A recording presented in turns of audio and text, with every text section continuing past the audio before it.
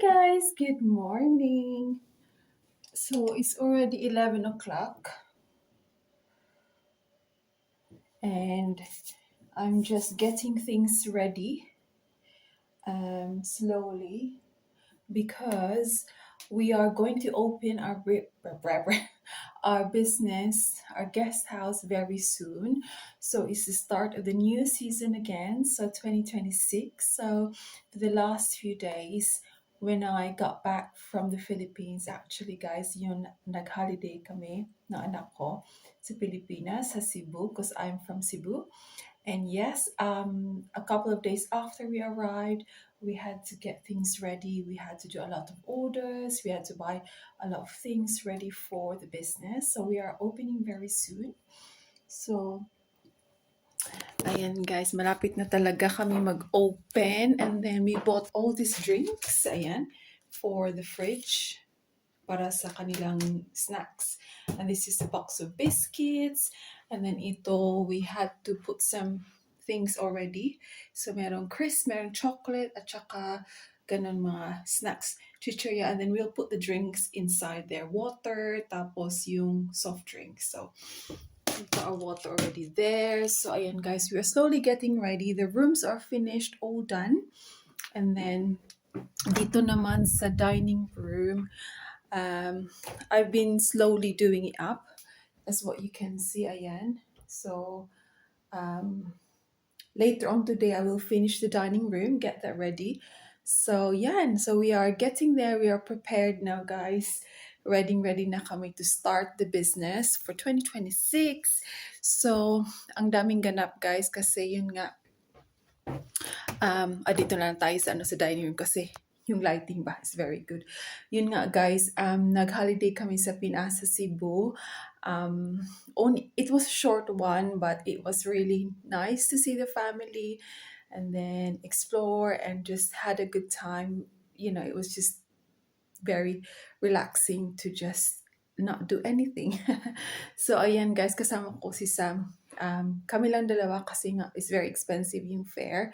And buti na lang din walang klase si Sam, but he was absent for a few days, but that was okay. So ayan guys, I think we were only there like 11 days, I think. But it was good.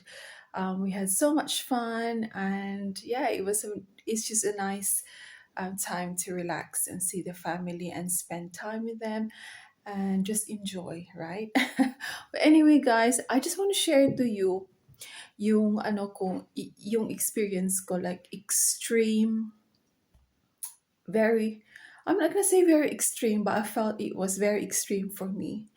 Kasi guys,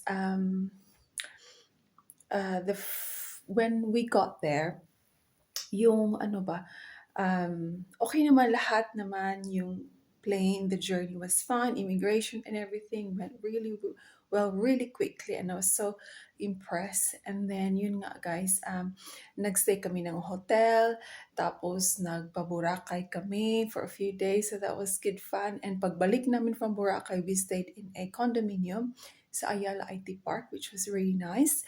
But the only thing guys, for me, it was extreme kasi I think the whole time na nandun kami for 11 days, nakatulog lang ako ng maayos the last 2 or 3 days. And then those last 2, 3 days, nagkasipon ako guys, and then nagkonting ubo. But the extreme experience or made me really, really uncomfortable or not as, para bang pagod.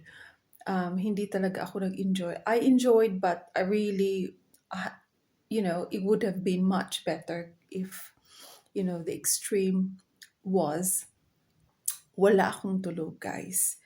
The first 5 or 6 days sa stay ko, wala talaga akong tulog. My sleep was maybe an hour or 2 hours, on and off pa yan ha.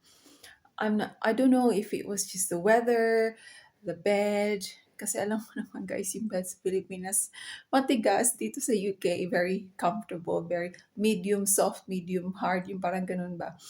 And I don't know, we had air condition, ganon. okay naman, pero hindi talaga ako nakatulog ng maayos, guys. I felt really extremely tired, but I enjoyed myself anyway. Pero yung para bang yung feel mo talaga deep inside you na hindi ka nakatulog ng maayos is not the same, right? So, I don't know, para bang hindi naman, I don't think it was jet lag. I think the first 2 days parang jet lag, pero the third parang okay na. The third and then the fourth, yun nga, hindi lang talaga ako nakatulog, but extreme feeling experience ko yan, guys. So, I think yung before, yung nakauwi ako, hindi naman ako ganun. Jet lag lang. But this time, talagang not just a jet lag. I don't know, it's just extremely no sleep. So, very hard. It's not easy. But anyway, guys, I enjoyed myself there.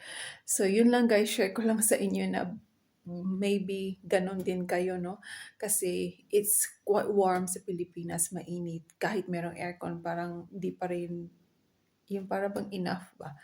And then yung bed, I think is the bed, matigas. I don't know why matigas yung bed sa Pilipinas, pero grabe, para akong nakahiga ng bato sa likod ko. I just couldn't sleep. It was so difficult. But anyway, I still had a good time. So, yun lang guys, share ko lang sa inyo. Everywhere we went and stayed, matigas yung bed. So, and oh my gosh, anyway, share ko lang. And then yun lang guys, yun, malapit na kami mag-open. So exciting. So hopefully maging successful yung year, this year, 2026. So if you have enjoyed watching my vlog, guys, please don't forget to like and subscribe. I would really appreciate your time. So ayan guys, I will see you on my next vlog. Bye!